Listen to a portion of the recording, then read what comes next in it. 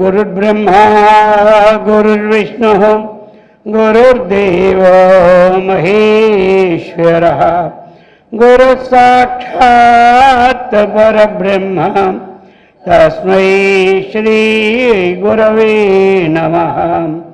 ॐ शङ्करं शङ्कराचार्यं केशवं बादरायणं सूत्रभाष्यकृतौ वन्दे भगवन्तौ पुनः पुनः। ॐ युक्ताहारविकाराय विविक्तस्थलवासिने मलयालयतीन्द्राय ब्रह्मनिष्ठाय ते नमः। ॐ कृष्णं कमलपत्राक्षं पुण्यश्रवणकीर्तनं वासुदेवं जगद्योनिं नौमि नारायणं हरिम्। ॐ सर्वमङ्गलमाङ्गल्ये शिवे सर्वार्थसाधिके शरण्ये त्र्यम्बके गौरी नारायणि नमोऽस्तुते। ॐ सहनाववतु सहनौ भुनक्तु सह वीर्यं करवावहै तेजस्विनावधीतमस्तु मा विद्विषावहै। ओम शांति शांति। పవిత్రాత్మ స్వరూపులకు ప్రియాత్మ బంధువులారా, శ్రీమద్ శంకరాచార్య విరచిత శివానందలహరి 94వ శ్లోకం. సా రసనా తే నయనే తావేవ కర్ణౌ సయేవ కృతకృత్యః యా ఏ యౌ యో భర్గం వదతి క్షేతే సదా అచ్యుతః స్మరతి. సా రసనా తే నయనే తవేవ తౌ ఏవ తవేవ తవేవ కరోం సయేవ కృతకృత్యః సహ ఏవ కృతకృత్యః యః ఏ యౌ యః భర్గం వదతి క్షేత్రే క్షేతే సదా అచ్యుతః స్మరతి చెప్తున్నారు. ఇప్పుడు యా ఇదంతా ఏమిటంటే ఒక భర్గం, అందులో భర్గ శబ్దం ఉందన్నమాట. భర్గం భర్గం అంటే ఏమిటి? ఆ భగవంతుని యొక్క నామం అన్నమాట. శివ అంటాం ఎలాగో, మధుసూదన అంటాం ఎలాగో, అలాగనే శివాయ నమః, మహేశ్వరాయ నమః, శంభవే నమః, అలాగే భర్గాయ నమః. అది 3-4 చెప్తే కానీ అది అర్థం. భర్గం అంటే ఏమిటైనా అది ఆ భర్గానికి ఏమిటంటే భా అంటే వెలుగును చూస్తుంది అన్నమాట. అక్కడ గా అంటే గమనమైనటువంటి వ్యాపకమైనటువంటి ఆ చైతన్యాన్ని చూపిస్తుంది అన్నమాట. అటువంటి ఏమి ప్రకాశమానమైనటువంటి ఓ పరమేశ్వర అని అర్థం ఆ భర్గం. అందుచేత భర్గ అంటే అది ప్రతిదానికి అన్వయం వస్తుంది. అర్థమైంది కదా.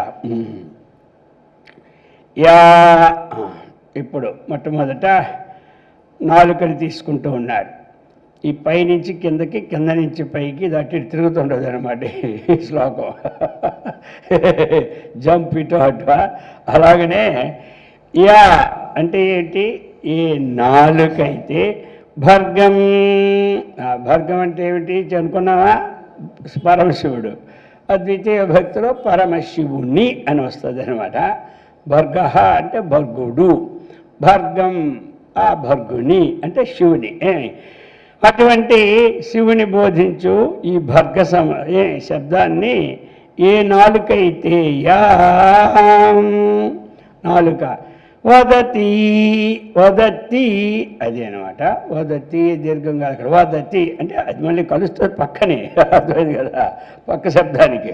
వదతి వదతి అంటే ఏ పరమశివుని బోధించినటువంటి ఈ భర్గ శబ్దము ఎవరైతే పలుకుతూ ఉంటారో, అంటే భగవన్నామాన్ని ఎవరు చక్కగా ఏమన్నారు మనకి, నోరు నవ్వంగా హరికీర్తి నుడుహడిని, చేతులారంగ శివుని పూజింపడిని. ఇంకేమన్నారు అక్కడ, దైవ భక్తి లోనుగా తలపడిని, కలుగు నేటికి తల్లులా కడుపు చేయటం. అలాగా ఇవన్నీ ఏంటంటే మన వాళ్ళు చిన్న చిన్న పద్యాలు ఇచ్చేశారు ఆ రోజుల్లో. ఆ చిన్నప్పుడు ఇవన్నీ బోధించేవారు. 3వ తరగతిలోనే ఇన్ని పద్యాలు, ఎన్ని ఓ వాళ్ళ మారేడు పద్యాలు ఉండేవి, అర్థమైంది కదా ఆ రోజుల్లో. అది అందుచేత అది ఇవన్నీ శాస్త్రాల సారమే ఆ శతకాలు. ఇప్పుడు ఏం చెప్తున్నారు, ఈ నాలుకని వదతి ఉంది కదా, వదతి అంటే నాలుగుంటేనే మాట్లాడతాం, నాలుగులైతే మాట్లాడతాం, నాలుగు లేకపోతే మాటలే లేవు. అదేనమాట. మూగోడైపోతే అయిపోవాలి, కానీ లేకపోతే నాలుగుంటేనే మాటలన్నమాట.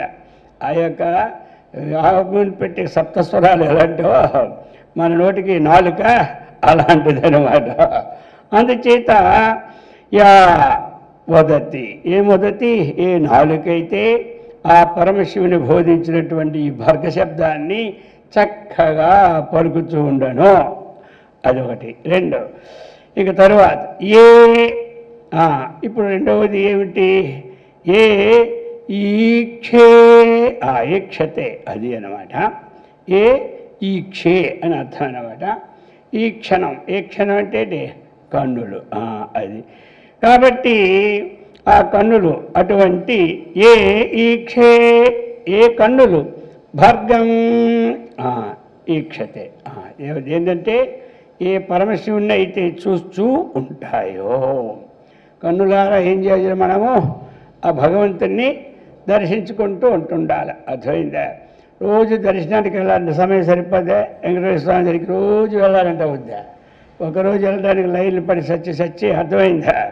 ఇంకొకసారి ఎందుకు ఈ వెంకటేశ్వరానికి వచ్చారు, దేవుడు ఎక్కడ లేడు అప్పుడు అనిపిస్తుంది, అని ఎక్కడున్నప్పుడు అనిపించదు. అక్కడ పోయి ఆ లైన్లో రూమ్లో కూర్చొని వస్తుంటే ఎక్కడ లేడయ్యా నేను చెప్తే విన్నారా, దేవుడు మన దగ్గరే ఉన్నాడంటే ఇంట్లో వాళ్ళు ఒప్పుకోరు కదా, వచ్చింది గొడవ అని మొదలెడతాడు. అక్కడ అలిసిపోయిన తర్వాత దేవుడు ఎక్కడ ఉంటాడో లోపల ఉంటాడు, అంతే కదా. 60 ఏళ్ళు అయిపోయింది, 70 ఏళ్ళు అయిపోయింది, ఇక తన పని తాను చేసుకోవడానికి కష్టమైపోయింది. అంత ముందటి తెల్లవాసే పాత్రలని తోముకొని దేవుడి పాత్రలన్నీ శుభ్రం చేసుకొని ఊడ్చుకొని చేసేవారు. ఇప్పుడు ఏం మొదలెడుతుంది తెలుసా, 80 ఏళ్ళు అయిపోయినాక 70 ఏళ్ళు లేనికి ఊడ్చిన శక్తి లేక ఈ దేవుడు అక్కడే ఉన్నాడు అంటావా, మనలోనే ఉన్నాడులే, అప్పుడు ఏంటి అంతా ఇప్పుడు సంతనాడు అంత ముందే అది ఉంటే అంటే వదిలిమని లేదు, అది ముందు ఉండాలా అంటావు. అందుచేత అది అలాగనే చెప్తూ ఉంటారు. సరే, ఏ కన్నులైతే ఆ భర్గం అంటే ఎందుకు చెప్పంటే వెంకటేశ్వర స్వామి అక్కడికి వెళ్ళడం కష్టం కదా, అందుకని వెంకటేశ్వర స్వామి ఒకసారి చూసారా, చూసినప్పుడు ఆ రూపం ఎప్పుడైనా మీకు కనబడుతుందో లేదా, కళ్ళు మూసుకుంటే కనబడుతుందో లేదా, మేము వెళ్ళలేదండి స్వామి మాకు ఎలా కనబడుతుంటారు కొంతమంది, అది మరి అందుకు వెంకటేశ్వర స్వామికి వెళ్ళిన ఎవరు ఉంటారు, ఎక్కడెక్కడో దేశాల నుంచి వచ్చి ఆయన పాదం వెళ్ళబడుతుంటే మనం వెళ్ళుకుంటుంటామా. అందుచేత అప్పుడు మరి ఏం చేయాలి, ఆ రూపం అప్పుడప్పుడు మనం ఏం చేయాలి, స్మరించుకోవాలి. అది అనమాట. ఆ ప్రకారంగా బయట చూడాలి, లోపల చూసుకోవాలి. అలాగే ఏవైతే చూస్తే ఇంకా యో, ఇది వివచనం అన్నమాట. యహ యౌ ఏ, యహ అంటే ఎవడు, యౌ అంటే ఈ ఇద్దరు, ఏ అంటే ఎవరందరని. అందుకచ్చ ఇక్కడ రెండు ఇచ్చారు. యౌ భర్గం సదా అక్షత. ఆ భర్గాన్ని అన్నింటిలో అన్వయం చేసుకుంటుండ ఆ శివుణ్ణి. యౌ అంటే ఏ చేతులు, చేతులు ఎన్నో ఒకటా రెండా, రెండు, అందుకే ద్వివచనం వచ్చింది అక్కడ. అది అర్చత, అది రెండే. అర్చతి అర్చత అర్చంతి. అర్చతి అనేది ఏమిటి, ప్రథమ విభక్తి. అర్చత ద్వితీయ విభక్తి. అర్చంతి బహువచనం అన్నమాట. అందుచేత యౌ అర్చత కం భర్గం కదా సదా. అందుచేత యౌ, ఏ చేతులైతే భర్గం ఆ పరమశివుని అర్చత సదా అర్చత పూజించుతుంటాడు. అది ఇప్పుడు ఏం చెప్పారు, మన చేతులతో ఆ భగవంతుని పూజ చేయాలి. అందుకే చేతులారంగా శివుడి పూజ అది అన్నమాట. అలాగే ఇంకేం చెప్తున్నారు, ఇహ యహ, ఇది ఏకవచనం. ఏమి యహ అంటే ఏ భక్తుడు, భర్గం ఆ పరమేశ్వరుని స్మరతి, ఆ స్మరతి, స్మరణ ఏమిటి, మనస్సుతో స్మరించడం. మనసా స్మరామి అంటాం కదా, స్మరించేది ఏమిటి, మనస్సు అన్నమాట. అది మాట్లాడేది ఏమిటి, నోరు అన్నమాట. చూసేది ఏమిటి, కళ్ళు అన్నమాట. చేసేది ఏమిటి, చేతులు. ఇవే 4 ఇక్కడ ఉన్న ఐటమ్స్. అర్థమైంది కదా. ఈయన మనలో ఉన్న ఐటెంలు ఇవన్నీ ఎక్కడి నుంచి వచ్చి వాళ్ళే. మొత్తం వేదాంతం అంతా మందే, ఇది ఎవడి కథ కాదు. అర్థమైంది కదా, ఇది మన కథ. ఏమంటారు, రామాయణం అడిగి చెప్తారు రాముడు కథ, భారతం అంటే అది పాండవుల కథ. అలా రకరకాల కథలు కోకొలలు ఉన్నాయి. వేదాంతం ఎవరి కథ, మన కథ. అది మన కథ తెలుసుకుంటే మోక్షం. ఇతర కథలు అంటే అవి ధర్మాలు తెలుస్తాయి, అవి లోకంలో ఉన్న వారి కథలన్నీ తెలుసుకుంటే బంధం. అర్థమైందా. ఇప్పుడు భారత రామాయణ కథలన్నీ చేద్దాంలే, అవి నేర్చుకుంటే వస్తాయి. అవి చక్కగా ధర్మాలు తెలుస్తాయి అన్నమాట. కొన్ని ధర్మాలు, భారతం అనగా రామాయణం అనగా ఏమిటాయి, ధర్మాలు. కొన్ని ఇతిహాసాలన్నీ ధర్మాలను బోధిస్తాయి. కాబట్టి లోక వ్యవహారం అంతా బంధాన్ని కలిగిస్తుంది, అది ధర్మాన్ని కలిగిస్తుంది. మనకది తెలుసుకుంటే మోక్షాన్ని కలిగేస్తుంది. ఇంతే. ఎవరికి ఏది కావాలో ఏది ఇచ్చేసి తథాకుని చెప్పేశాడు ఎవరు, కృష్ణ పరమాత్మ. చెప్పడమో చెప్పాడు, కర్మ అన్నాను, ఇది భక్తి అని, జ్ఞానం అన్నా. ఏమి అంతేగాని నువ్వేం చేస్తున్నావు చూస్తాను పోటుకొచ్చి, ఆయన చూస్తానులే మన కోసం చెప్తున్నాడు. ఏంటి ఆయన చూడకపోతే అలాగా, ఆయన సర్వజ్ఞుడా. కానీ అలాగనమాట. నువ్వేం ఏం చేసుకున్నా అది తెలిసిపోతుంది. కంప్యూటర్ ఏమి, మన కంప్యూటర్ ఆన్ చేసి పెట్టానుకో, ఏం చేస్తున్నావు ప్రజలందరికీ తెలిసిపోద్ది. అర్థమైందా. అలాగే ఆయన ఇప్పుడు ఆన్ చేసి పెట్టుకుంటాడు ఎవరు, భగవాన్. 24 hours అది నిద్రపాడా, మనకంటే 8 గంటల డ్యూటీ, 8 గంటల నిద్ర. అదే అనమాట. అందుచేత ఇప్పుడు ఏమిటంటే, ఇప్పుడు చెప్తున్నాడు ఏమిటయ్యా, ఏ నాలుక, ఏ కన్నులు అని మళ్ళీ ఇంకొకసారి ఇప్పుడు చెప్పబోతున్నాడు అన్నమాట. ఈ ప్రకారముగా అటువంటి యహ, ఏ భక్తుడైతే భర్గం ఏమి ఆ శివుడి స్మరతి తలచుంటాడో. అయిపోయింది కదా. ఇప్పుడు ఇందాక చెప్పారు, ఏ నాలుకైతే ఆ భగవంతుని చక్కగా ప్రార్థించి పలుకుతూ ఉన్నదో సా, అది మళ్ళీ సా, అదే రసన. పైకి వెళ్ళాలి మళ్ళీ. అర్థమైంది కదా. సా రసన, రసనాన్ని స్త్రీలింగం. అందుచేత సా విశేషం ఏ లింగంలో ఉంటే విశేషణం ఆ లింగంలో ఉండాలన్నమాట. అదే పురుషుడైతే సహ, ఆ స్త్రీలింగం అయితే సా, నపుంసకుడైతే ఏమి అందులో అది తం అలాగ వస్తుంది అన్నమాట. అందుచేత కం అలాగా, తం అని ఇలాగా. కాబట్టి ఇప్పుడు చెప్తున్నారు ఈ సా, అదే ఏమిటి రసన. ఏది రసన, ఏ భగవంతుని నామాన్ని చక్కగా మనం పలుకుతుంటాం. ఆ నాలుకే నాలుక. ఇంకా రెండేది తే, రెండు ఇవి రెండే. తే అంటే తే సహతౌ తే. కాబట్టి ఇందాక ఏ అన్నాడు. ఏ అంటే యహయౌ ఏ అని అక్కడ ఇచ్చి ఇక్కడ సమాధానం తే. ఏమయ్యా తే అంటే అవే. ఏమిటి రెండు ఉన్నాయి మనకి, రెండు నేత్రాలు. అది నయనం నయనే నయనాండి. కాబట్టి తే నయనే కన్నులు. ఇంకేమిటా భగవంతుని చూసిన కన్నులే కన్నులు. అది శంకరాచార్యుల వారు. అది ఇంకా తౌ ఏవా ఆ చేతులన్నీ రెండు అనమాట. అందుచేత తౌ ఏవ కరౌ. అది కరౌ. ద్వితీయ భక్తి గురు గురు పురవహన్గా తరుహు తరువు అని ఇలా ఉంటాయన్నమాట. కాబట్టి రామహరామౌ రామాహ అది రామశబ్దం మాటలుగా కరశబ్దం. అందుచే తౌ ఏవా ఆ రెండే. తౌ ఏవంటే ఆ రెండే. ఏమిటవి? కరవు చేతులు. ఏ రెండు చేతులు? భగవంతుని పూజ చేసిన చేతులే చేతులు. ఇప్పుడు ఏమయ్యా ఈ విధంగా చేస్తే ఏమి లాభము అంటే ఆచార్యులు అంటున్నారు సయేవా. ఆ చేసిన వాడే, పక్కోడికి చెప్పడం లేదు. అర్థమైంది కదా? ఎవడు తింటే వాడి కడుపే నిండుతుంది. అందుకే దగ్గర ఏమంటుంది సయేవా. కొంతమంది నేను చేస్తుంటానులే, నువ్వు అసలు సత్సంగం రాకపోయినా పర్లేదు, అర్థమైందా, నువ్వు ఎక్కడికి రావు కానీ ఇంట్లోనే ఉండు, నేను చేస్తుంటే అంతా నీకే వచ్చేది జ్ఞానం వల్ల అంటారు కొంతమంది. జ్ఞానం ఎవరికి రాదు, అది ఎవడు చేస్తే వాడిది. జ్ఞానం ఎక్కడ రాదు. అచ్చే పుణ్యం అయితే పోనీ ట్రాన్స్ఫర్ చేయొచ్చు, కానీ అవన్నీ దానం చేసాడు ఎవరు? ధర్మరాజు యమలోకంలో మొత్తం పుణ్యం వల్ల దార పోసాడు. ఇంకా నేను వెళ్ళను అంటాడు యమలోకం నుంచి. యముడు 3 రోజులు బయటికి వెళ్ళాడు. ఏమంటారు? బయటికి వెళ్ళినప్పుడు సరిగా ఈయన అక్కడ దిగాడు. ఎవరు? యమధర్మరాజు. కథలన్నీ అందుకని 3 ముక్కలు చెబుతున్నా. దిగాడు. దిగేసరికి ఈయన ఎప్పుడు దిగినాడో అంతా అది ఎలా యమలోకం అంతా అక్కడ మొత్తం మంచి ఫుల్ ఏసీ పెట్టినట్టు అయిపోయింది దిగ్గానే. అంతమంది ఎలాగంటే ఇంచుమించు 100 డిగ్రీలు ఉన్నప్పుడు ఎలా ఉంటాడో వేడి, అంత వేడి ఉంది ఎక్కడ? యమలోకంలో. ధర్మరాజు దిగాడా? మొత్తం కూల్, 1% కూడా లేదు, అంత అయిపోయింది. ఇక అందరూ ఆనందంగా ఉన్నారు. ఏమిటని చూశారు. ఈయన దగ్గరికి వచ్చారు. అందరు కూడా రావడానికి లేవు కదా. ఈయన అలాగే వెళ్తుంటే ఎవడు కొట్టాడు కూడిపోతున్నాయి అన్నమాట. అదేదా చిన్న చిన్నగా అయ్యా వాళ్ళేమన్నా నువ్వు ఇక్కడే ఉండిపో అంటారు. ఎవరిని?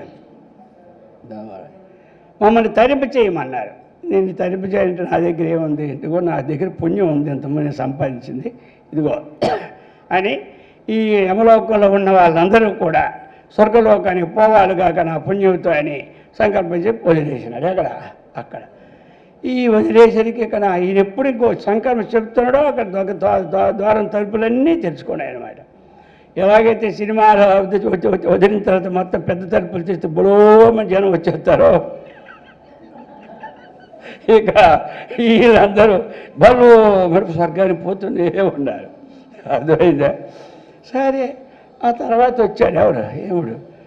ఏమయ్యా ఎక్కడ? ఎవడు ఉన్నాడు ఎక్కడ? ఏమిటి మాయలాగైపోయిందే. ఇప్పుడు ఇంతవరకు మన యమలోకం ఖాళీ కాలేదు ఒక్కరోజు కూడా. అర్థమైందే? ఇదేమిటి? ఆయనకి చెమటలు ఎక్కిపోతున్నాయి. ఎందుకంటే మరి ఆయన డ్యూటీ కదా, ఆయన ఉద్యోగమే కదా, జీతం తీసుకోకపోయినా డ్యూటీ. ఆయన ఎవరు? అది ఆయన నిష్కామ సేవ అనమాట. జీతం లేదు కదా, భయం లేదన్నమాట. లేదు భయాస్తపతి సూర్య భయాదంధ్రశ్చాగ్రిచ్చ మృత్యుర్ధావత 10 పైసలు తీసుకోరు కానీ ఎంత భయం అని వాళ్ళకి. అది తీసుకున్న భయం పడదు మనకి, అంతే తేడా. కాబట్టి ఈ ప్రకారంగా అడిగాడు. ఏవయ్యా నువ్వు ఇక్కడ వచ్చావు, కొంపలు ముంచేశావు, వాళ్ళంతా యమలోకంలో ఉండవలసినాడు, స్వర్గంలోకి వెళ్ళిపోయారు నీ పుణ్యమహిమ వల్ల. నువ్వు ఇక్కడ జేటా అవుట్ అన్నాడు. ఎవరా? ఈయనవంటే నేను ఎక్కడ పోతానయ్యా, పుణ్యం వల్ల ఇచ్చేసా. సచ్చిందాకా నేను ఇక్కడే ఉండాలంటే ఇక్కడి నుంచి మారిందాకా ఏమీ లేదు. నువ్వు ఒక్కరోజు కూడా ఉండకూడదు, ఇంకా 2 రోజులు ఉంటే నా ఉద్యోగం ఊడిపోద్ది అంటాడు. ఎవరు? అర్థమైందా? కాబట్టి నువ్వు వెళ్ళిపో నాయనా, నీకు దండ పెడుతున్నాను పో అంటాడు. నేను పోను అంటాడు. ఇది అడిగితే సమాధానం అనమాట. అప్పుడు ఆలోచించి నీకేమీ లేదు, ఇది పుణ్యక్షేత్రం. ఏమిటి? యమలోకం. యమలోకం మహాపుణ్యక్షేత్రం.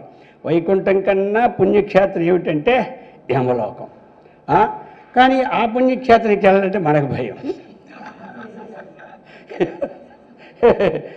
ఎక్కువ వైకుంఠంలోకి వెళ్తే అక్కడ ఉన్నది సరికే కానీ కొత్త సరుకులో ఉన్న లోపటే ఇవన్నీ పోగొట్టేస్తాడు ఎవరు, మళ్ళీ ఫ్రెష్ చేసేస్తాడు. మాలిన్యం అయిపోయినటువంటి వస్తువులు అగ్నిలో పెడితే ఎలా ఫ్రెష్ అయిపోద్దో ఈ జీవులందరినీ బ్రహ్మాన్ని తయారు చేసేస్తాడు, పాపాలని పోగొట్టేస్తాడు. దెబ్బకి పండి ఇంక పండి మీరు పండి ఇంకా పండి పంపించేస్తాడు. అర్థమైందే? శుద్ధి చేసి పంపే మార్గం ఎవరి దగ్గర ఉందంటే యమధర్మరాజు. కానీ అక్కడికి వెళ్ళాలంటే భయం.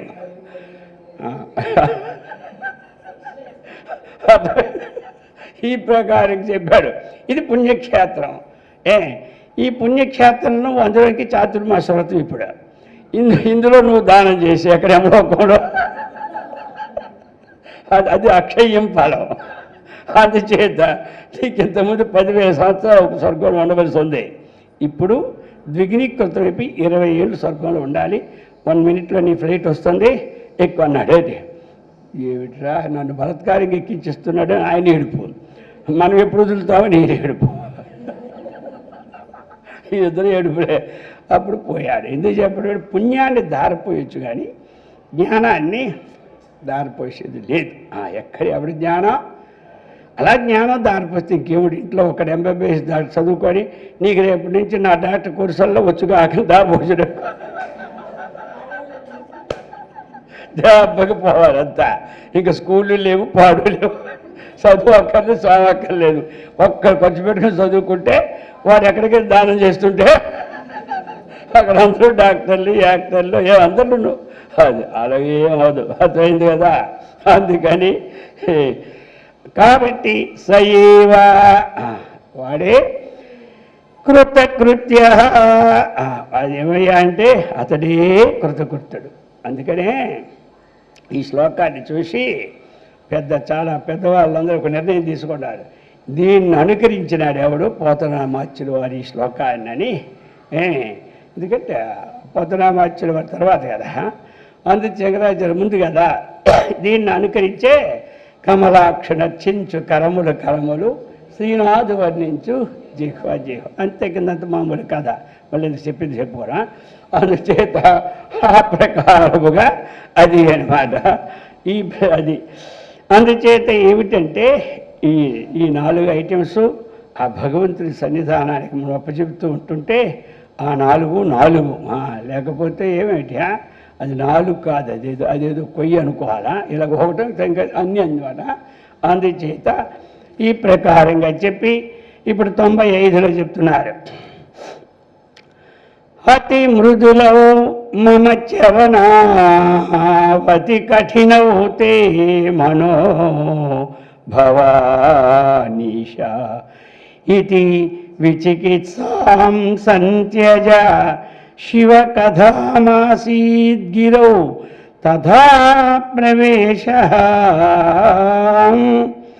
అతి మృదులౌ మమ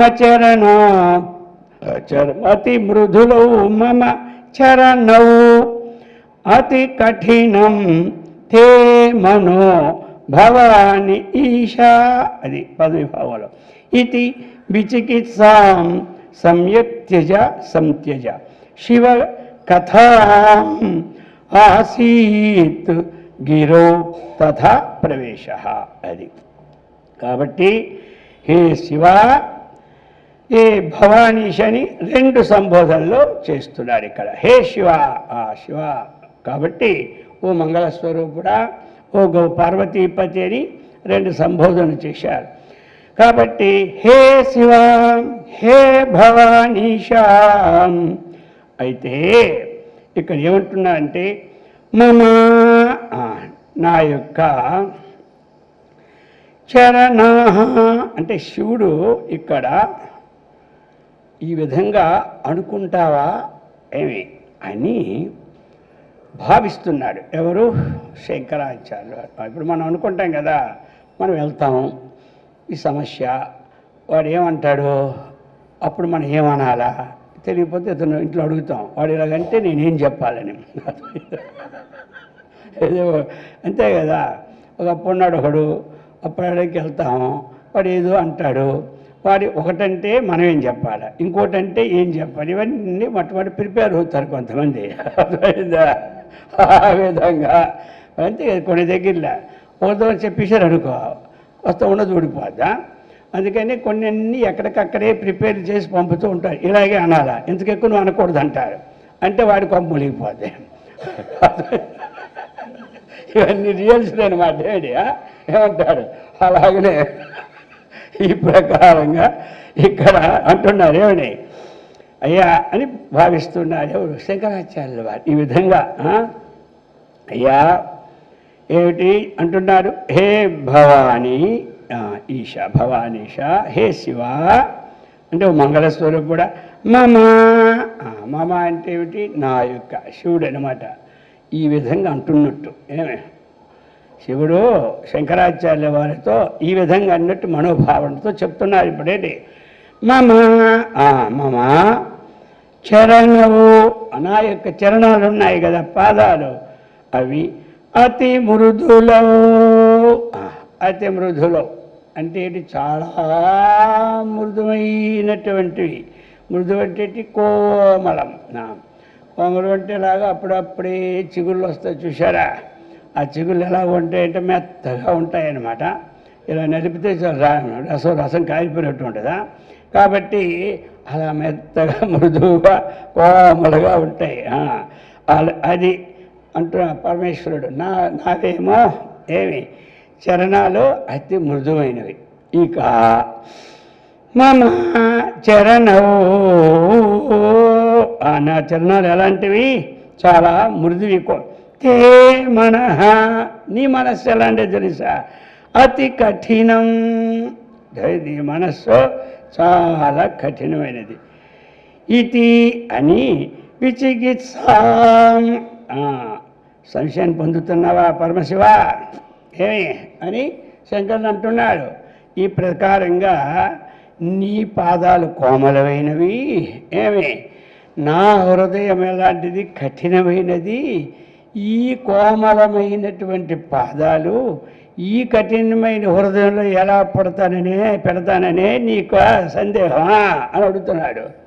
అంతే కదా మరి. ఇప్పుడు మరి మృదువైన పాదాలు తీసుకొచ్చి రాళ్ళ వీధిలో నడమంటే ఎవరు నడుస్తాడండి? అది కదా. దానికి మనం చెప్పులు వేసుకుంటాం కాబట్టి పర్వాలేదు. అర్థమైందా? ఆ చెప్పులు వేసుకున్నా కొన్ని కింద అంత మెత్తని పాదాలు ఏదో గుచ్చేస్తుంటుంది. అర్థమైందా? అందుచేత అలాగా ఆయన ఇప్పుడు నా హృదయంలో నివసింపు అని వేడుకుంటున్నాడు. ఎవరో ప్రయత్నపూర్వకంగా శంకరాచార్యుల వారు. అది అన్నమాట. అందుకే ఆయన సర్వజ్ఞుడు. చక్కనైనటువంటి భగవంతుని ఏ విధంగా వశం చేసుకోవాలా అన్ని కిటుకులు ఉన్నాయి ఎవరి దగ్గర. అన్ని కిటుకులు ఉండబట్టే ఆయన అద్వైత జ్ఞానాన్ని బ్రహ్మాండంగా అందరికీ ఏమి పంచిపెట్టాడు. ఎక్కడ ఎవరన్ని కిటుకులన్నీ తీసి పారేశాడు. అది అందుచేత అంటున్నాడు ఇప్పుడు ఈ ప్రకారముగా భవానీపతే మమ చరణవు అతి మృదులో, మిగులు కోమలేని. తే నీ యొక్క మనస్సు అతి కఠినం. ఇది అని విచికిత్స, సంశయాన్ని సంత్యజ, విడిచిపెట్టావు. అర్థమైంది కదా?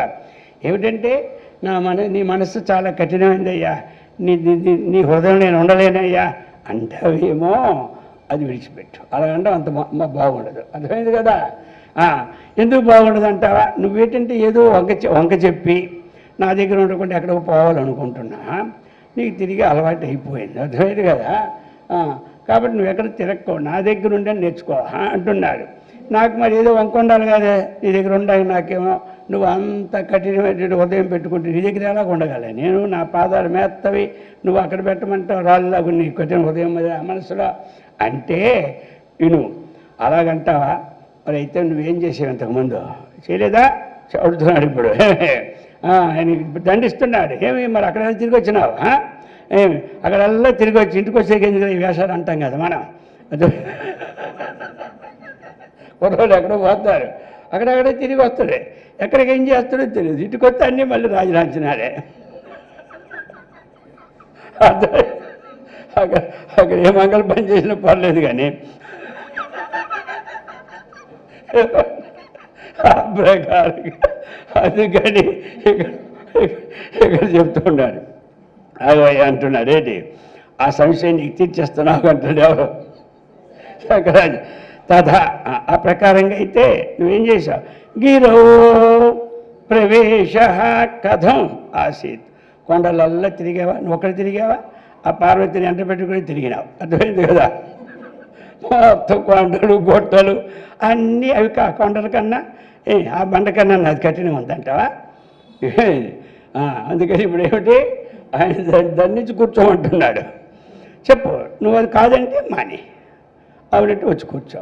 అంతేగాని ఏదో నువ్వు పెట్టుకో నా నెపం పెట్టి నీ హృదయంలో ఉండాలి, నేను నువ్వు యోగ్యుడు కావు, నాలో ఇంకే నీ దొరకలే, ఏమంటే ఇది దొరికింది, ఏమి నీ హృదయం గట్టిగా ఉంటుందని. అంతే గట్టిగా ఉండబట్టే జయించాడు లోకాన్ని అంతా. మెత్తకుంటే అప్పుడే ఓడిపోను. అర్థమైంది కదా? ఆయన గట్టిగా ఉండబట్టే వాద ప్రవాదాలతో మండన విష్ణుని జయించి ఏమండి ఆవిడ కూడా చెప్పేసింది, ఓడిపోతే ఏమిటో ఈ ఇద్దరు అనుకోలే. ఆ భార్య మహా తెలివైంది అన్నమాట. అర్థమైందే? అది తెలియదేంటి, ఆయన సంగతి తెలియకుంటుంది. అయినా సరే గెలిపే కదా. అందుకనే ఇక ఈయన సంతోషపడతాడు, లేకపోతే ఈయన తొందరగా కూర్చోడు ఎవరు, మండన విషయాడు. అందుకే అయ్యా నీ శంకర నువ్వు ఓడిపోయినావా, ఈ సన్యాసి ఇప్పవారే గురస్తురావు. ఇక ఆయనకి ఏం చెప్పింది, నువ్వు ఒకవేళ ఓడిపోయినా నీ పిల్లకి తీసే, ఏమి తీసి నువ్వు సన్యాసి మరి అంత ఈయన ఆ బోర్సు లేకపోతే ఎలగోడిస్తాడండి అది. అందుకని ఇక్కడ భగవంతుణ్ణి ఎలాగైనా సరే హృదయం కూర్చో అని గట్టిగా నిలదీసి అడుగుతున్నాడు. అడగాలి మరి, మన అడగకపోతే అడుగుతాడు దేవుడికి. ఒకసారి పిల్లలు ఏమిటారు అమ్మకే గట్టిగా అడుగుతారు లేదా? ఇస్తున్నా చిన్న సామెత పెట్టి అడగకుండా అమ్మాయిని ఇవ్వదనా? అలాగని ఆ ప్రకారంగా ఇది 95వ శ్లోకం. ఇప్పుడు 96.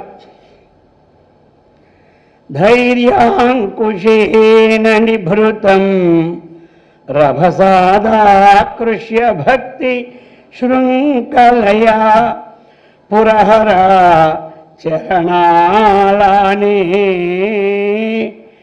హృదయమదేభం బదాన ఛిద్యంత్రీ. ధైర్య అంకుశేన నిభృతం రభసాత్తు ఆకృష్య భక్తి శృంఖలయాం పురహర చరణ ఆలానే చరణాలానే హృదయ మద ఇవం బదాన ఛిద్యంత్రీ. అది బదవిభావదా. ఇక్కడ చెప్తున్నాడు, హే పురహర సంబోధన ప్రథమ. హే పురహర అంటే ఏమిటి? ఈ యొక్క త్రిపురాలని హరించినటువంటి సదాశివ. ఇక ఇప్పుడు చెప్తూ ఉన్నారు హృదయమదేవం. అక్కడ నా అనేది అధ్యయనం చేసుకొని శంకరుడు అంటున్నాడు కాబట్టి హృదయ మదేభం. హృదయ మద, హృదయం అలాగా హృదయ మద ఇభం. అది మదేభం, మదంతో కూడినటువంటి ఏనుగు అన్నమాట అది. కాబట్టి ఏమిటి ఆ మొదటి ఏనుగు? హృదయం అంటే మనస్సు. నా మనస్సు ఎలాంటిదంటే మదపటి ఏనుగు లాంటిది అది ఇక్కడ అన్నమాట. అందుకు ఇది మనస్సు ఎలాంటిది అందరికీ, అది మదపట్టి ఏనుగు లాంటిది అనమాట. అది ఇప్పుడు అర్జునుకి అంతా చెప్పాడంటే ఎవరి కోసం? ఆయన కోసమా లేదా కౌరవుల కోసమా? మన కోసమే. అలాగే ఏ శాస్త్రం చెప్పిందంటే ఎవరి కోసం? మన కోసమే. ఏదో నిమిత్తం ఉండాలి. ఎవడో నిమిత్తం లేకపోతే అవుద్దా? ఏది నింపం లేకపోతే జపమే సాగదంటారా? ఆ విధంగా అందుచేత అది చెప్తున్నారు ఇప్పుడు. ఏ పురహర హృదయ మద ఇవం. నా మనస్సుని మదపటేనికి ఉంది కదా, అది ఎలాగా? అది ధైర్య అంకుశేన రభసాత్ అది ఇక్కడ తీసుకోవాలా. అందుచేత ఒక ధైర్యం అనేది అంకుశం. అది ఆ అంకుశం వలన అంటే ఏమిటి, అటువంటి రభసాత్ అటువంటి వేగం వలన ఆ అంకుశానికి ఏమవుతుంది, ఆ యొక్క మనసు ఆ ఏనుగు వశం అవుతుంది, లేదా అవదు. ఏనుగు కావాలంటే ఏముండాలి, ఆ అంకుశ వేగాన్ని చూసి దీని వేగాన్ని ఆపేస్తారు చక్కమనమాట. అందుకనే చిన్న కుర్రోడే ఏనుగు పోయి దిక్కిపోతాడు. ఎందుకంటే ఒకదానికి ఒక లూజ్ కనెక్షన్ అనమాట. అంకుశ చూస్తేనే భయం, అది ఏదో భయం లేదు తినిద్ది మనల్ని. అందుచేత ప్రతిదానికి భయం పెడుతుంటాడు భగవంతుడు. లేకపోతే వాడే అంత ఎంత జానుడు కుర్రాడు ఎరుగు ఎక్కి తక్కుని పోతాడు. మనం ఎక్కాలంటే అది ఎగిరిందంటే ఎక్కడ పెట్టి సత్తామని భయం మనకి. అంతే ఉన్నమాట, అదే కదా అది. అందుచేత ఈ ప్రకారం చెప్తున్నారేంటి, ఆ ప్రకారం అది ధైర్యాంకుశేన రభసాత్తు. ఆ ధైర్యం అనే ఏమి అటువంటి అంకుశము వేగం వలన ఇక ఆకృష్య, ఆ అంకుశం యొక్క పవర్తో ఆకృష్య దాన్ని చక్కగా వచ్చిపరుచుకుంటాడు. ఎవడు, మాబటి వాడు. అర్థమైంది కదా. అమ్మోలేనిగనైతే దాన్ని అది మనం దీన్ని కూడా ధైర్యం అంటే మనకు అంకుశం ఉండాలి. మనకేం అంకుశం అంటే ప్రతి పనికి ధైర్యే సాహసే లక్ష్మి అంటారు కదా.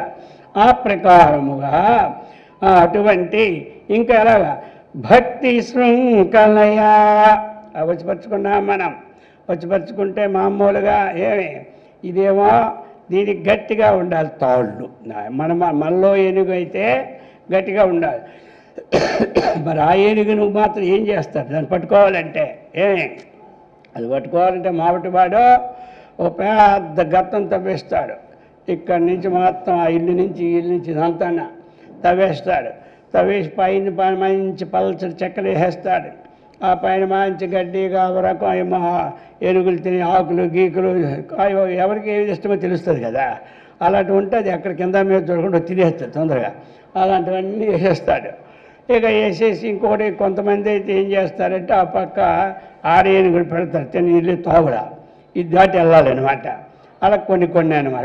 కొన్ని ఇలా ఇది చూసిపోతుంటుంది అన్నమాట. ఇది పోయేసరికి ఏమవుతుంది, అందులో పడిపోద్ది. అక్కడ అది తిని అందులోకి అయిపోద్ది. ఇక అందులో పడిపోయేసరికి ఆ గొయ్యిలో బాగా మునిగిపోయినట్టు ఉండదు, పైకి వచ్చినట్టు ఉండదు. బాగా మునిగిపోతే లేపగలడా, లేకపోతే గ్రీనే తెచ్చి లేపుతారు, అది వేరే సంగతి. కాబట్టి అందులో పడిపోతుంది. ఇక ఈడు అలాగ 15 రోజులు తిండి తిప్పలు లేకుండా దాన్ని వదిలేస్తాడు. అది మంచి బలశాలిగా అంత నెలలు తిండి లేకుండా ఉండగలదు, అంత స్టాక్ ఉండదు లోపల దానికి.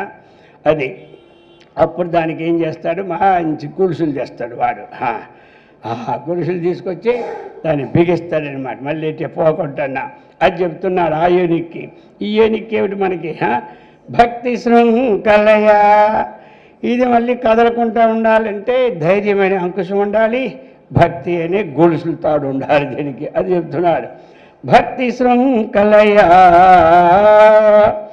శరణాలానే. కాబట్టి ఇది ఈ భక్తితో ఏమిటి, ఆ పాదాలను పట్టుకోవాలి. అర్థమైందా. దానికి ఏమిటి చేస్తాడు అంటే ఒక మంచి గట్టి ఆ గుడిస్తో అది బయటకు వచ్చినా పోకుంటూ ఉండడానికి ఒక పెద్ద చెట్టు ఉంటుంది. ఆ చెట్టు దాని పెద్ద ఇంతవరకు కొట్టి ఉంచుతాడు. ఆ కిందకి ఏం చేస్తాడు, అది గట్టిగా అది కట్టేస్తాడు. అక్కడ ఎలాగైతే దానికి వాడు కడతాడో గొలుసులతో, ఇక్కడ మనకేమిటి చెట్టు అంటే ఆ ఈశ్వరుడికి పాదాలే మనకు కట్టడానికి అన్నమాట. ఆ భక్తి అయిన గొలుసుతో అది చెప్తున్నాడు అనమాట. శరణ శరణ అలానే అందుచేత నీ పాదాలనే కట్టు. అది కంబం అంటారు, లేకపోతే ఇంకో పేరు ఏదైనా గుంజ అంటారు కొంతమంది. మామూలు గుంజలు అంటే ఆవులకు సరిపోతాయి. ఏనికి ఈ గుంజే పాటి, ఏనికి ఎలంకాయ లొట్టలొట్టు అన్నట్టు ఈ గుంజి దాని మంది తీసిపోతుందా, దాన్ని బాగా బలమైన ఉండాలి. అలాగే మనకు కూడా బలమైనటువంటి కొయ్యి ఉండాలి. ఈ మనస్సు అనే ఏనుక్కి కట్టాలంటే దీని భక్తి అనే తాడు ఉండాలి, కొయ్యి ఎలాంటిది ఉండాలి? ఆ పరమేశ్వరుని పాదాలే దీనికి కొయ్యలేనమాట. అర్థమైందా? ఆ కొయ్యికి ఇది పట్టి బిగించి కట్టేయాలి దేన్ని, ఈ మనస్సుని ఏనుగుని. అప్పుడు కదలదు, లేకపోతే మొత్తం మన ఆడిస్తుందా? ఈ ప్రకారముగా శరణాలానే ఇంకా సిద్ధ్యంతి. ఇక్కడ దానికి అప్పుడు ఏం చేయాలి? మంచి చిత్తు యంత్రాలు, చైతన్య స్వరూపమైనటువంటి జ్ఞానమనే యంత్రాలతో దీన్ని మెల్లగా మనం చక్కగా బోధించి దానికి కూడా ఏదైనా పైకి రావాలంటే దానికి కూడా ఒక యంత్రం ఏదో పెట్టి గట్టిగా పట్టి పైకి లాగితే ఆ గోతులు ఉంది బయటకు వస్తుంది. ఇది కూడా ఎలా వస్తుంది? సిద్ధ్యంత్రే. అటువంటి జ్ఞానయంత్రం, జ్ఞానయంత్ర తంత్రం అలాంటిది. జ్ఞానయంత్రం అంటే ఈ బుద్ధి బోధ, అదనమాట. అటువంటి దాని ద్వారా అది చెప్తూ ఉన్నారు. నిభృతం, అలా పైకి పోవాలి. అక్కడ నిభృతం అంటే ఏమిటి? కదలకుండా గట్టిగా. దానికి నిభృతం అంటే భృతం బాగా ఉండాలి. నితాంత నిభృతం, దాన్ని గట్టిగా కట్టాలి. అలాగే మనకి ఓడి గొలుసులతో ఆ శివుడి పాదాలు ఎందు గట్టిగా బదానం అంటే ముడియడం అనమాట. బదానం అంటే కట్టివేయడం అనమాట. కదలకుండా కట్టివేయాలి. అందుచేత ఇది ఎప్పుడు చేయగలడు? ఎవడి బుద్ధిలో భగవద్ సంబంధమైన జ్ఞాన విషయాలు బాగా ఉంటాయో వాడు ఈ మనస్సునే ఏనుగుని చక్కగా ఈ భక్తిభావం అనే గొలుసులతో ఆ యొక్క పరమేశ్వరుని యొక్క పాదాలు అనే కొయ్యికి గట్టిగా కట్టి అక్కడి నుంచి వాడు ఈ బుద్ధికి జ్ఞానం ఉంది కాబట్టి అది కొన్నాళ్ళకి జ్ఞానస్వరూపం అయిపోతుంది. ఆ మనస్సు అయిపోయి రెండు తన్మయత్వం జీవబ్రహ్మడికి ఏకత్వంలాగా. ఎన్నాళ్ళు నువ్వేరు నేను అనుకున్నాను, మా బుద్ధి అసలు నేనే అనుకున్నాను గొప్ప, కానీ నాలో ఏ గొప్ప లేదో ఇప్పుడు నాకు తెలిసింది. నువ్వు రాజు నేను సేవకుడినని మనస్సు అప్పుడు ఒప్పుకుంటుంది అనమాట. మొట్టమొదటి ఎవడు ఒప్పుకుంటారు? ఎవడు ఒప్పుకోడు. ఈ కళ్ళు నేను గొప్ప అన్నట్టే ఉంటుంది. అర్థమైందా? అవన్నీ అంత తిరిగి వచ్చి ప్రాణం పైకి లేచిపోతుంటే నీవే తప్పరం, నీవే బ్రహ్మవు, నీవే విష్ణువు, నీవే ఈశ్వరుడు, ఒకేవో ఆ విధముగా చెప్తున్నారన్నమాట. హృదయమదేవం వదాన చిద్యంత్రియై, ఆ విధంగా తెలుసుకోవాలని చెప్తూ ఉన్నారు. ఇప్పుడు మనకి ఇంకా ఇది 97. ప్రచరత్యభితః ప్రగల్భవృత్యా మదవానేష మనఃకరీగరీయాన్ పరిగృహ్య నయేన భక్తిరజ్వా పరమస్థానుపదం దృఢం నయాముం. పదవిభావంలో ప్రచరతి అభితః ప్రగల్భ వృత్యా మదవాన్ హేషః మనఃకరీ గరీయాన్ పరిగృహ్య నయేన భక్తిరజ్వా పరమస్థాను పదం దృఢం నా అముం. అది ఈ విధంగా చెప్తున్నారు ఇక్కడ. ఇప్పుడు ఇంతకుముందు ఎందుకంటే మనం మనస్సుని నియంత్రించుకోవడానికి తగినటువంటిది ఉపాయాలు చెప్పినాడు. అర్థమైంది కదా? ఇప్పుడు దీనిలోనే ఏమిటి అంటే ఎన్ని ప్రయత్నాలు చేసినా మనకు మనస్సు నిలలేదనుకోండి, అప్పుడు ఏం చేస్తాం? ఇంకా అప్పుడు నీవే తప్ప ఏ తప్ప అంట, అంతే కదా? ఇప్పుడు అంతా భగవంతుడికి ఒప్పచెప్పిస్తున్నాడు. ఇక నా అన్ని పనులు అయిపోయినా మనస్సు నిలకపోతే గజేంద్రుడు ఎన్నాళ్ళు 1000 ఏళ్ళు పోరాడాడు. ఏమంటారు? కరిమక్కల యుద్ధం. అప్పుడు తెలుసుకున్నాడు లావొక్కింతయి లేదు, ధైర్యం విలోలంభయ్యే ప్రాణంబుల్ ఠావులు తెప్పెను మూర్ఛ వచ్చే తను ఉండస్యన్ అని శ్రమం భయ్యడన్ నీవే తప్పై తప్పరం బెరుగన్ అనేటువంటి పద్యం కదా అది. కాబట్టి రావే ఈశ్వర కాబోయే వరద ఇదంతా మీకు తెలిసిలే, చేసి వదిలేద్దామనా. కాబట్టి సంరక్షింపు భద్ర అంత అయిపోయిన మనోరు కూడా ఏమంటారు, అది అక్కడ వాళ్ళకి మనకి ఇంత ముందల్లా మా ముఖమే చూడలేదు, ఇప్పుడు అన్నీ అయిపోయి ఇల్లు ఒళ్ళు ఖాళీ పెరిగొచ్చావా అని మనం అంటాం. చాలు వెళ్ళు వచ్చినతో అంట భగవంతుడు అండు ఎన్ని రోజులుగా ఆయన తలచిపోయినా ఒక్కసారి తెలిసారంటే పొంగిపోతాడు ఎవరు అది అనమాట. మరి మనకు ఎవరైనా మనతో కొంచెం విరోధంగా ఉండి మన మాట ఏడుకుంటే వెళ్ళిపోయినారు అనుకో, వాళ్ళు అన్నీ గడించుకున్నారు, అన్నీ అయిపోయిన సంతనాడు అప్పుడు ఇస్తే మనం అంత పోయి ఉంటావా, ఇన్నాళ్ళు మేము కనబడలేదు ఇప్పుడు కనబడ్డావా పో అని గసిరేస్తాం మనం. భగవంతుడు గసనుడు వచ్చింది కూడా ఎప్పటికైనా సరే ఇప్పటికైనా నన్నే కదా నా దగ్గరికి వచ్చాడు కదా అని సంతోషం ఎవరికి. ఆ విధంగా ఇప్పుడు మన ప్రయత్నాలన్నీ కొన్ని సాగక మనస్సు నిలవక ఎన్నో తంటాలు పడుతుంటే ఇప్పుడు ఇంక భగవంతుడా నువ్వే చూసుకో, ఇంక నాకే దండగని ద్రౌపది ఏం చేసింది, నీవే తప్పే అన్నది. అలాగా మొత్తం మీద అలా చాలామంది ఉన్నారు అనుకోండి. అందుకని ఇప్పుడు చెప్తూ ఉన్నారు ఈ ప్రకారంగా ఆ భావంలో ఈ శ్లోకం అన్నమాట. ఇక్కడ మన ప్రయత్నానికి పూర్తిగా స్వస్తి చెప్పి ఇప్పుడు ఏమిటి ఆ భగవంతునికి బాధ్యత చెబుతున్నాడు. ప్రచరతి అది మొట్టమొదట మనకి ఏమి ఇక్కడ చెప్తూ ఉన్నారు, హే పరమ ఇది సంబోధన ఇక్కడ అర్థమైంది కదా. హే పరమా అది ఏమి అంటే ఏమిటి, పరమ అంటే ఏమిటి, ఉత్కృష్టమైనటువంటిది. అపరం పరం రెండు అనమాట మనకున్నవి. అపరం అంటే అది ఉత్కృష్టము కానిది, ఉత్కృష్టమైనటువంటి దాన్ని అపరిచ్ఛిన్నం అంటారు, ఉత్కృష్టం కాని దాన్ని ఏమంటారు, పరిచ్ఛిన్నం అంటారు. అర్థమైందా. ఉత్కృష్టమైనటువంటి దాన్ని వ్యాపకం అంటారు, ఉత్కృష్టములే కాని దాన్ని అవ్యాపకం అంటారు. అర్థమైందా. అలాగా పరమా హే పరమా ఏమి అంటే అంతటా వ్యాపించినటువంటి గొప్పవాడు అయినటువంటి పరిచ్ఛిన్నుడు కానటువంటి హో పరమేశ్వరా అది అన్నమాట అక్కడ. అది చెప్తున్నాడు హే పరమ, ఇది సంబోధన అనమాట. ఇంతకుముందు శివ విష్ణు అంటే మనకు తెలిసిపోయేది, ఇది పరమ అంటే ఏమి అక్కడ విసర్గాలు ఏం పెట్టలేదు, హే పరమ అది. కాబట్టి హే పరమ అపరిచ్ఛిన్నుడా మదవాన్ ఇంతకుముందు చెప్పినట్టుగా చెబుతున్నాడు. ఏమి చెప్పి ఇప్పుడు బాధ్యతలు భగవంతుడికి ఇచ్చేస్తున్నాడు అది అనమాట.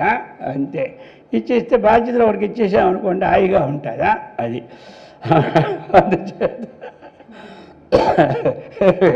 తెలివైన వాళ్ళు పక్క వాళ్ళకి ఇచ్చేస్తారు, తెలివితో వాళ్ళు పైన వేసుకొని 24 గంటలు ఏమే ఆందోళన పడుతుంది, ఇంతే తేడా.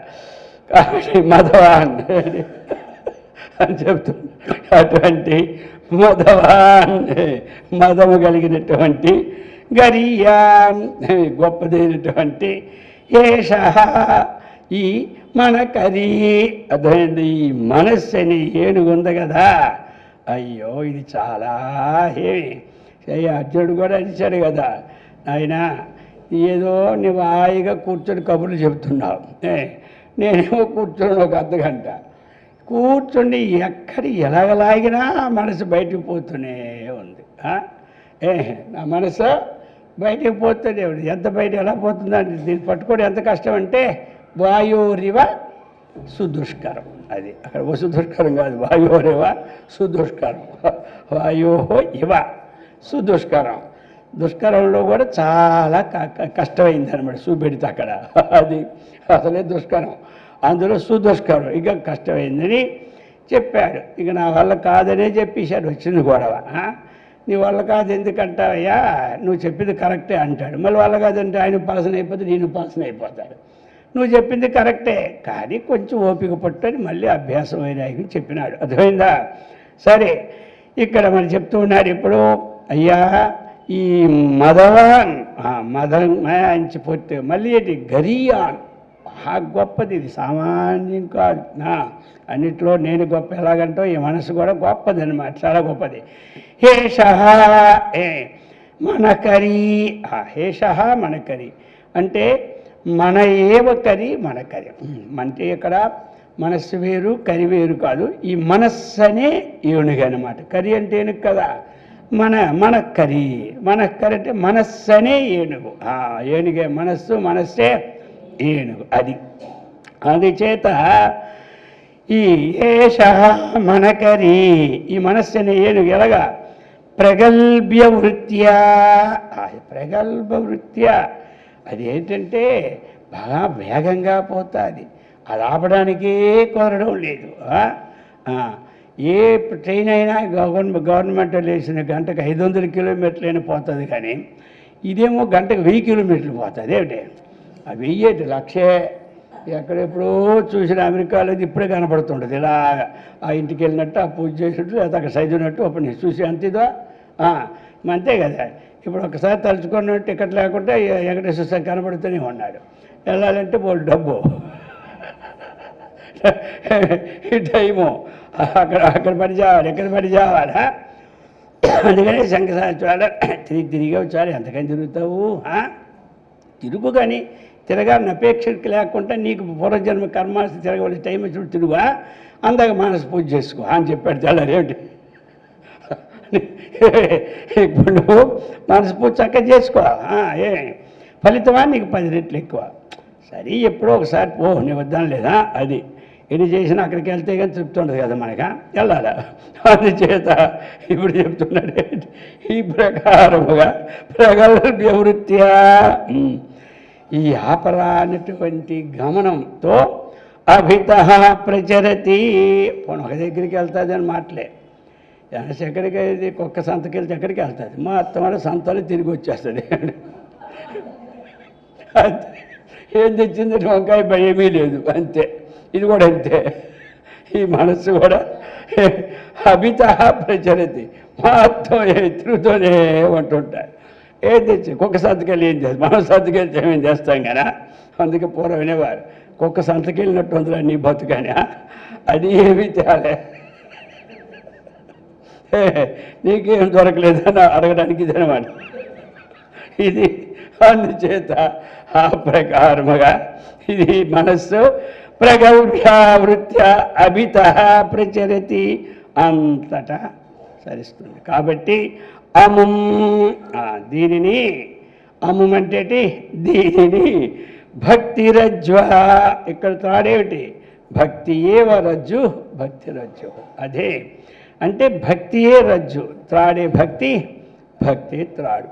అటువంటి భక్తి అనే త్రాడుతో నయేనా, చక్కగా అనునయముతో దాన్ని బాగా అనుసరించి ఆ భక్తి త్రాడుతో పరిగృహ్య, దాన్ని బాగా పట్టుకోవాలి. అది మరి గొర్రెకి తాడు కట్టేసి పట్టుకొని పోతూనే ఉంటాడు కొంతమంది. 10 గొర్రెలు అయితే గొడవ లేదు, అన్నీ మందగా వెళ్తాయి. ఒకటైతే దానికి విడి తిరగాలి, అర్థమైందా. అందుచేత 100 ఆవులు వెళ్ళారు, తాడులు అక్కర్లే. ఏదో బాగా ఎగిరింది అనుకో, ఎంత రాయి గట్టి పడిస్తే అది దాన్ని ఎంత మొయ్యగలదో అది పరిగెట్టుకుంటూ చచ్చినట్టు వస్తుంటుంది వెనకదల. అలాగనమాట. ఆ ప్రకారంగా ఇక్కడ అటువంటి మనస్సుని ఈ త్రాడుతో గట్టిగా కట్టి పట్టుకొని స్థాను. ఇప్పుడు ఏం చేయాలి మరి, పట్టుకుంటే ఎంతగానో పట్టుకుంటాం దాన్ని, పట్టుకుంటూ అవుద్దా. అందుకనే కొంతమంది ఎక్కడో దూరాన్ని గడ్డి ఉంటే ఇంటికాడ ఒక్కొయ్యి పడతారు గట్టిగా, ఇక్కడి నుంచి దానికి వేసేస్తారు 100 కిలోమీటర్లు, ఒక 100 అడుగులో 200 అడుగులో తాడుగట్టి వదిలేస్తారు. వదిలితే ఏమవుద్ది, అది వెళ్తాయి. ఎక్కడ పోతాం లేదు, ఎక్కడికి వెళ్ళి ఇక్కడికే రావాలి, అర్థమైందా. అందుకని ఇప్పుడు ఏం చేస్తున్నాడంటే ఈ ప్రకారంగా పరిగృహ్య స్థాను, మంచి స్థానం, మామూలు స్థానం అయితే ఓడిపరికి వెళ్ళిపోతాయి. అందుచే స్థిరమైన పదం, అటువంటి స్థానాన్ని ఇప్పుడు కోరుకుంటున్నాడు. అయ్యా ఇంతకుముందు ఏమిటి అంటే ఈ విధంగా ప్రయత్నంతో చెప్పాడు, ఇప్పుడు ఈ విశేషణాలన్నీ కోరుకుంటాడు. అయ్యా ఈ ఏనుగేమో చాలా మదవికిపోయింది, దీన్ని పట్టుకోవడం చాలా కష్టం అవుతుంది. ఇది అటు ఇటు తిరుగుతుంది, మనకు అనుభవం కదా. అందరికీ తిరగడం లేదా మనస్సు? ఆ మాట చెబుతున్నాడు ఆయన. ఏమే ఇది కొత్త మాట ఏం కాదు. మన జపంలో కూర్చుంటే ఎక్కడ పోద్ది, ఎక్కడ పోద్దో మనకే తెలియదు. తెలిస్తే పట్టుకోవడానికి కదా. తెలివి వచ్చింది కాదు, ఎక్కడ ఉందో తెలియదు, మనం ఎక్కడ ఉన్నామో తెలియదు, పట్టుకోవాలంటే అవ్వదు. అందుకని జపధ్యానం చేసిన పోతే అక్కడ ఆపిమని చెప్తున్నా, అర్థమైందా? ఆపి ఎక్కడికి వెళ్ళిందా అని మనం ఎంక్వైరీ చేయాలి. ఆ ఎంక్వైరీ చేస్తూ ఉంటుంటే ఏముంటుంది, ఎంక్వైరీలే ఉంటుంది. ఎంక్వైరీకి వెళ్ళిన తర్వాత రోజు ఎంక్వైరీలో కూర్చొని రాత్రి పగలు ఇల్లు తిరుగుతాడు, దొంగ వస్తాడా? ఎవడు రాడు, అర్థమైందా? అందుచేత మనం అక్కడికి ఆపి ఎంక్వైరీ చేయాలి. ధ్యానంలో కానీ జపంలో పోతూ ఉంటే పోయింది ఆపు, పర్వాలేదు, మళ్ళీ మొదలెట్టుకో. కొంపై మునిగిపోయిందా? ఆ ఋషి ఛందస్సు మొదలెట్టుకొని చెయ్యి. ఏది మొదలెట్టుకోవడం లేదు. పప్పు కాలిపోయి పప్పు మొత్తం మాడిపోతే వండుకోవడం లేదా? పాలు పొంగిపోతే మళ్ళీ పాలు కొనుక్కోవడం లేదా? పాలు పిల్లిదైతే మళ్ళీ పాలు తెచ్చుకోవడం లేదా? ఇది కూడా ఆపి అక్కడ జాగా చూసుకొని అప్పుడు దానికి 2 చేపట్లు పెట్టాలి. ఏముంది, ఏమీ లేదు, ఒట్టిగే పోయినావు, నీకు బుద్ధి లేదా? మనస్సు వచ్చి ఇక పెట్టి నువ్వు పోతే నేను ఇక నీకు వెనక రాను. 10 సార్లు తిట్టామంటే దెబ్బగా అయిపోదా? ఇది సరే. ఆ విధంగా ఈ మనస్సు ఏమిటి తిరుగుతూ ఉంటుంది. అప్పుడు దీన్ని ఏమిటంటే భక్తి అనే రజ్జుతోని కట్టుకోవాలి. ఎవరో భగవంతుడికి ఇస్తున్నాడు, వీడిని కట్టుకునే పని లేదు. నువ్వు కట్టి ఏమిటి దాన్ని ఎక్కడ పెడతావు? నీ పాదాలని పోయి కట్టుకో. అయితే కట్టింది ఒకటి చెయ్యి, ఏమిటంటే స్థాను పదం. ఏమిటంటే స్థిరమైన పదం ఈ మనస్సు పొందింప చెయ్యు. మళ్ళీ అటు ఇటు తిరిగి చేయకు, అర్థమైంది కదా? పరమశివ, నువ్వు దీనికి ఒక స్థిరమైన పని ఇచ్చి మళ్ళీ వచ్చేది ఉండవు. యద్గత్వ ననివర్తంతే తద్ధామ పరం. మళ్ళీ వచ్చినట్టు పోయి పెట్టకో. అది ఏదైతే గత్వ ప్రవేశించిన తర్వాత మళ్ళా పునః రాదో అదే ముక్క చెప్పే లాస్ట్లో బ్రహ్మసూత్రాల్లో నస పునరావర్తతే 555 అంతిమ సూత్రం అన్నమాట. కాబట్టి నా పునః వర్తతే, మళ్ళీ రాదు.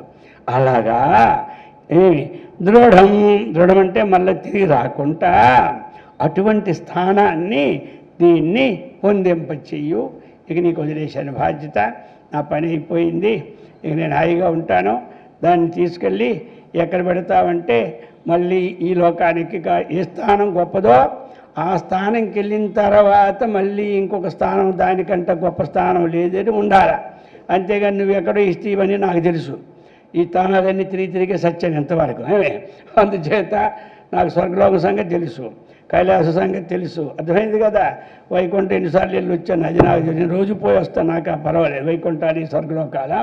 కానీ ఏ స్థానానికి వెళ్ళిన తర్వాత ఉత్కృష్టమైన స్థానం మళ్ళీ రాకుండా ఉంటుందో, తిరిగి రాకుండా, దృఢం అంటే తిరిగి రాకుండా, అటువంటి స్థానం అంటే స్థిరమైన, పదం అంటే స్థానాన్ని, దృఢం అంటే ఏమిటి తిరిగి రాకుండా, నయా దీన్ని నీవు చక్కగా తీసుకువెళ్ళు.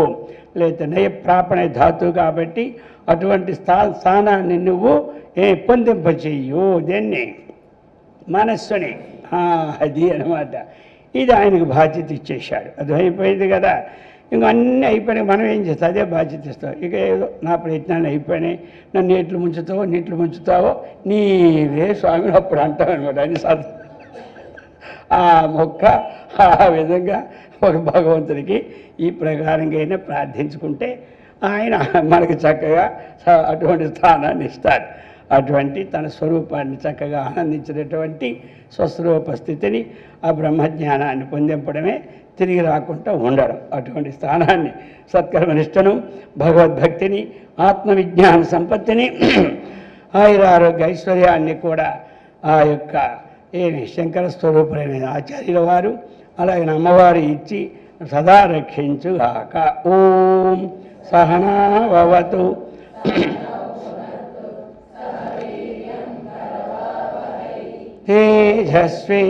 తేజస్వినావధీతమస్తు మా విద్విషావహై. ఓం శాంతి శాంతి శాంతి. హరి ఓం తత్సత్.